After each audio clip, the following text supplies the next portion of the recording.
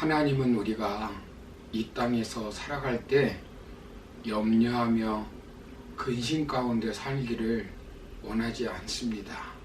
오히려 하나님은 우리가 염려와 싸워서 승리하는 삶을 살기를 원하십니다.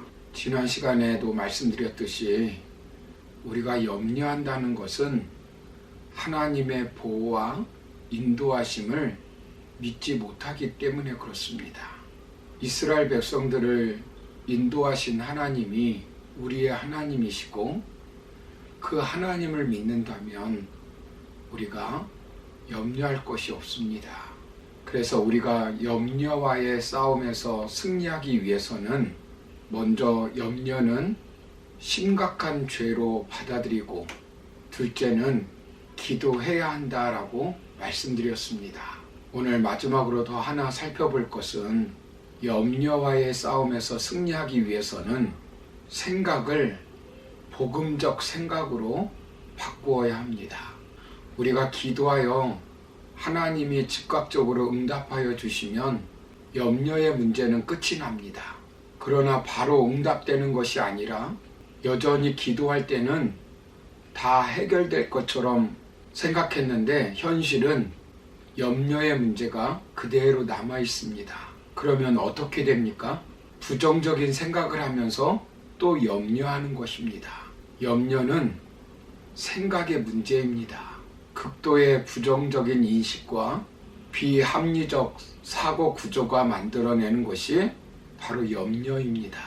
느리게 사는 즐거움의 저자 겔린스키는 걱정의 40%는 절대로 일어나지 않고 30%는 이미 일어났으며 22%는 아주 사소한 사건이고 4%는 바꿀 수 없으며 4%만이 대처할 수 있는 진짜 사건이라고 말했습니다.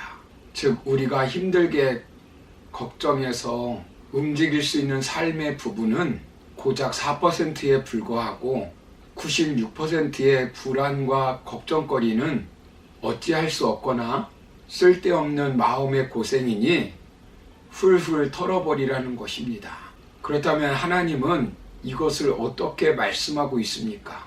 본문 8절을 보시면 끝으로 형제들아 무엇에든지 참되며 무엇에든지 경건하며 무엇에든지 옳으며 무엇에든지 정결하며 무엇에든지 사랑받을 만하며 무엇에든지 칭찬받을 만하며 무슨 덕이 있든지 무슨 기림이 있든지 이것들을 생각하라라고 말씀합니다. 여기서 중요한 것은 생각하라라는 것입니다.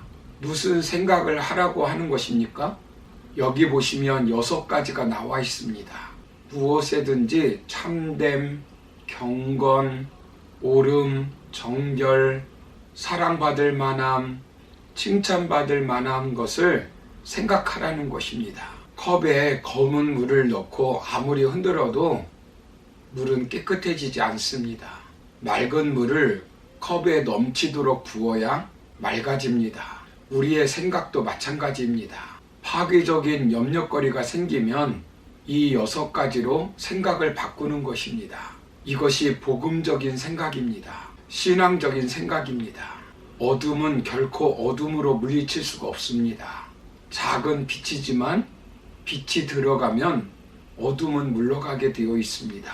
심리학자 앨리스는 염려증을 극복하려면 첫 번째, 변화는 부지런한 실천과 연습의 산물임을 인정하라. 둘째, 변할 수 없는 것에 대해 불평하지 않으면서 수용하기. 셋째, 자신이 불완전하다는 현실을 수용하기. 넷째, 자신이나 타인에 대해 비난하지 않기.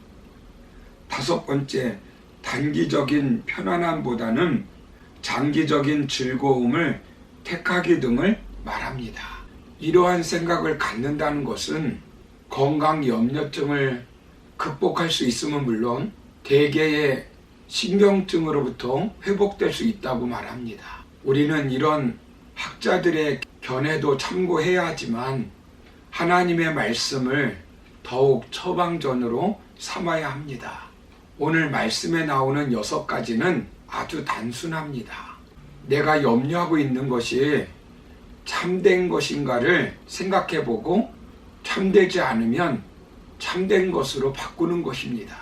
경건한가를 물어보고 경건하지 않으면 경건한 생각을 가지는 것입니다. 옳은가를 확인해보고 옳지 않으면 옳은 생각으로 바꾸는 것입니다. 정결한가 확인해보고 정결한 생각이 아니면 정결한 생각으로 바꾸는 것입니다. 사랑받을 만한가 확인해보고 사랑받을 수 없는 것이라면 생각을 바꾸는 것입니다. 기도해도 마음속에 도사리고 있는 부정적인 생각, 절망적인 생각, 두려운 생각, 복음적인 생각으로 바꾸어 버리는 것입니다. 의도적으로 좋은 생각을 하는 것입니다.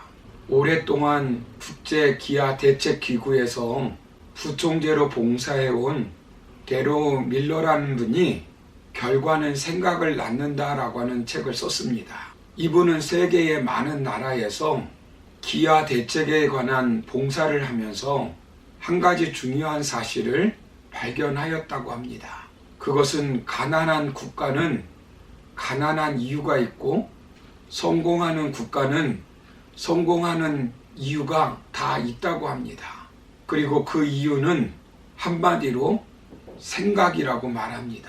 가난한 사람들은 부정적인 생각에 사로잡혀 살고 있다고 합니다.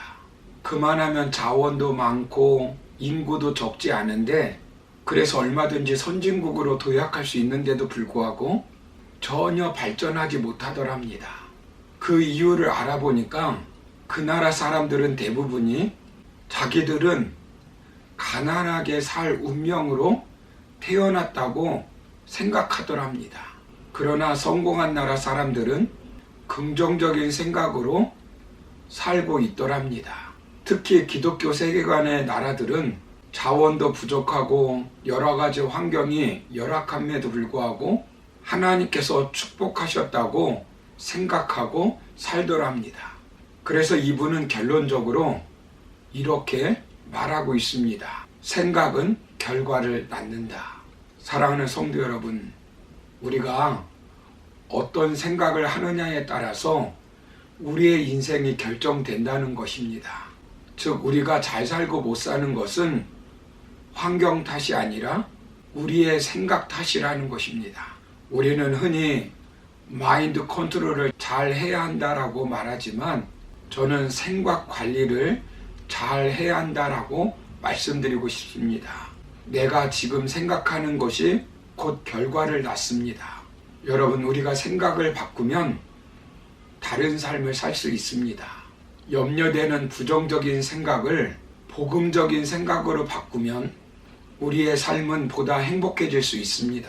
로마서 8장 28절을 보시면 우리가 알거니와 하나님을 사랑하는 자 곧 그의 뜻대로 부르심을 입은 자들에게는 모든 것이 합력하여 선을 이루느니라 라고 말씀합니다. 하나님께서는 아무리 염려의 문제라 할지라도 합력하여 선을 이루신다는 것입니다. 우리는 이것을 믿어야 합니다. 요셉이 형들에 의해 보디발 장군의 집에 노예로 팔려갔지만 하나님께서는 요셉을 애굽의 국무총리로 세우시는 선을 베풀어 주셨습니다. 그러므로 염려의 종이 되어 절망과 낙심 가운데 패배감 속에 사로잡혀 살지 마시고 복음적인 생각으로 승리하며 살아가는 저와 여러분의 삶이 되기를 주님의 이름으로 축원합니다. 감사합니다.